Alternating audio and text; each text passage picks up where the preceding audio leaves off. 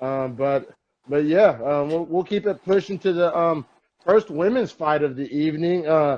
Jessica Rose Clark versus Sarah Alpar, and they're fighting at bantamweight 135. Story of the night.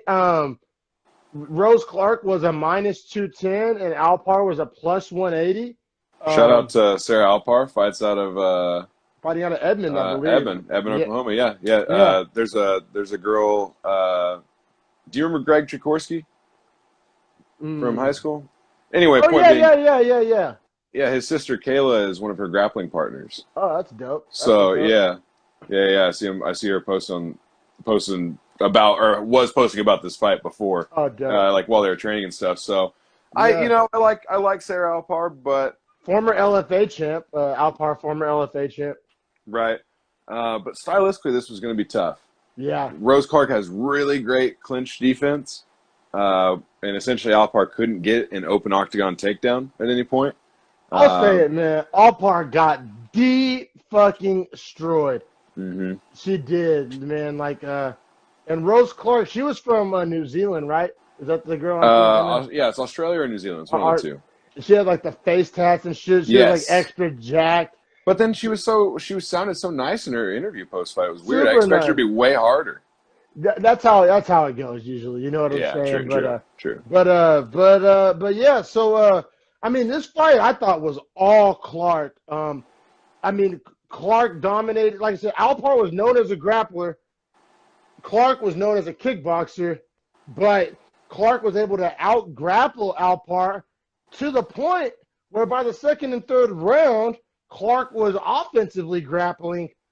And Yeah, like Felder was like, well, I usually you think she would want to stay on the outside and kickbox because that's her strength, but she just feels so confident right now in her advantages essentially across the board over Alpar that she kind of was beating her at her own game. she was. I mean, she was just dominant, man. There was not Dominant. there wasn't a whole lot that Alpar did, and honestly, man, I wrote 10-8 question mark for the second. Definitely, it was 10-9 in the first for Rose Clark. So I think it could have been 20-17 going into the third. And then Alpar also when she was getting hit, she like clearly showed like she would like turn her back and like would do like really weird stuff as far as fighting goes, to where I felt like she was like feeling the power of the punches a lot. And then that knee, man, All right, in so the third. let's get to it. So it's the third round. Fuck. The fight was already essentially over. Like there was a 0% chance Alpar was about to win this fight. She was getting dominated. Yeah, like the third, it was just more of exactly what had happened in the first and second. Yeah. Before this knee lands. And I'll kind of, I guess, if you want to call it a hot take, I'll throw out what I think happened. I mean, Alpar quit. Alpar decided to try to lawyer ball it and sit down so she couldn't eat a knee, and I call that quitting. And I'll say yes and no. It's like pulling guard, you know. But she didn't pull guard. She just sat down in the middle of a fight. Yeah. I mean, you're right. This is the same thing as you remember a few breakdowns ago. The guy that said I can't remember who it was, man, but he had him on the fence and he pulled the guy up to knee him in the face off the ground, so his hands were up. And they asked him, like, in the post-fight interview, were you aware of that? And he was like, yeah, for sure. Like, I could feel him putting his hands down just to make sure that didn't happen. So he was like, I knew if I just pulled his body up, yeah. No, I do remember that. Yeah, for sure. But what I'm saying is nobody pulled Alpar down. Nobody pulled her up. They were standing, and she just decided to pop a squat. Yeah. Yeah, and it was really dope because, like, I mean, I don't know. So this is what happened. I'm doing a bad job of this. They're fighting. Alpar's losing. Alpar appears to just sit down. Like, I'm not even oversimplifying. Against the fence. Against the fence, butt to ground. Not to knees, not to hands and knees, not to guard, just literally butt to floor. Like, imagine squatting and then just sitting from a squat.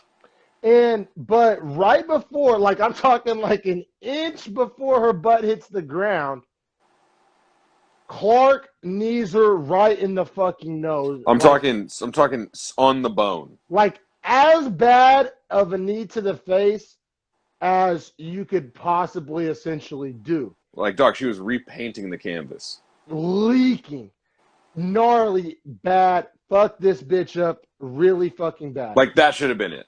Should have been it. And then right after this knee lands, the ref, and I'll say he wasn't waving his arms, but the ref comes and splits the two girls up. Chris Tione. Yeah, he said potential illegal knee. Separates. And so yeah, so I want everybody to understand that it wasn't a TKO. But essentially, what I gathered from watching it was both fighters thought it was a TKO in the moment. Yeah, because he starts explaining, no, I didn't call the fight. He tells both the girls because they look at him like, what are you doing? Why are we resetting? And he goes, I didn't call the fight. Yeah, it was like, so what? Awkward. It was so awkward. Like, it was, and then like, I don't know, like, it was really controversial. So, like I said, this girl was, like, fucked up. She had essentially already been knocked out once. Like, in any other fight ever, she's knocked out. The fight's over. She's back getting medical attention. Yeah, like, is being sent to the hospital to get her nose fixed. Yes, like, the ref makes them start fighting again. And he's like I said, they're, like, literally having this, like, awkward discussion as he's saying, like, fight. He's like, oh, no, it's not over. Like, and they're like, what? And he was like, oh, yeah, no, I was checking to see if it was a legal knee, and it wasn't. And apparently there is some, like, tricky loopholes here because, like, apparently, and I could be wrong on this, but I thought I heard him say that they're not allowed to end a fight if it turns out to not be illegal.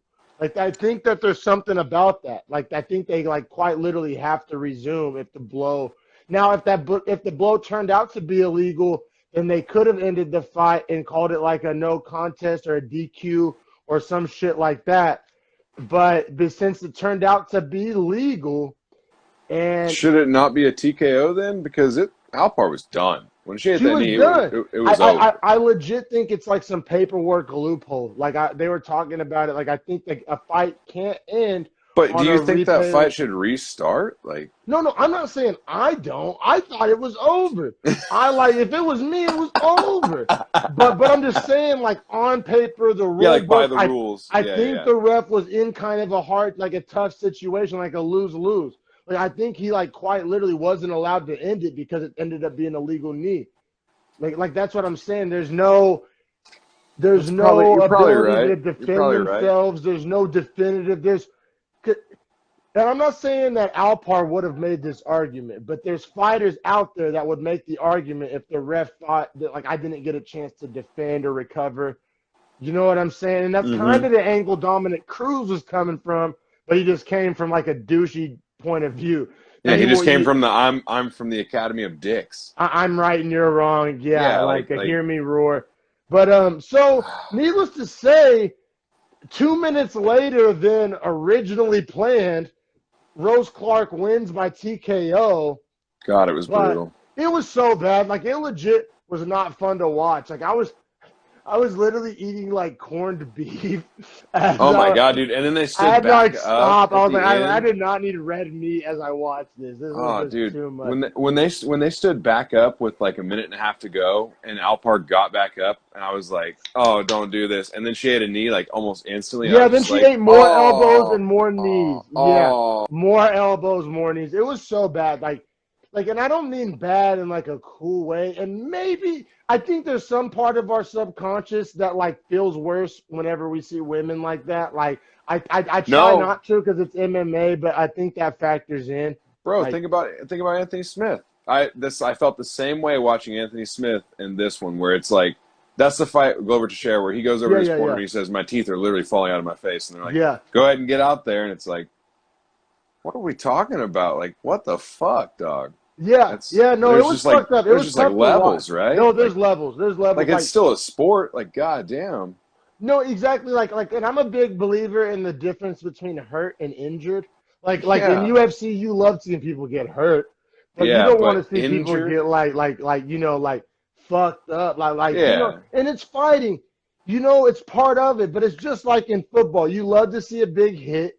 You don't like to see a guy paralyzed. You know what I'm saying? I don't like to see Alex Smith break his leg in half. Yeah, that makes people throw up. Yeah. So it's like, No. So It's a good analogy. there's a fine line, you know what I mean? And I feel like this crossed that line. Dana White was apparently pissed too. Apparently, Dana White like got up and like sprinted over. Was like cage side and was like talking to the commission and was like, "Hey, like what are we doing? Why is this fight still going on?" And then that's that weird freaking like bureaucracy of that separation between the UFC and the Nevada State Boxing Commission. Like that. Yeah, Dana doesn't get to Dana. No, yeah. Dana has no control in a fight. For anyone that doesn't realize that, like, he has no power.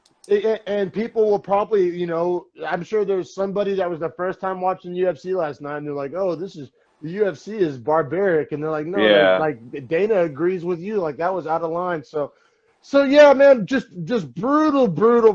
Oh, and it was Alpar's debut too, so you gotta feel for him, man. Like I mean, she's gonna be out for months. I mean, like it was bad. It's gonna like, take time to she essentially got like beat that. up with a baseball bat. Essentially, it's like the equivalent of what her injuries are gonna be. Like it was so tough, so tough.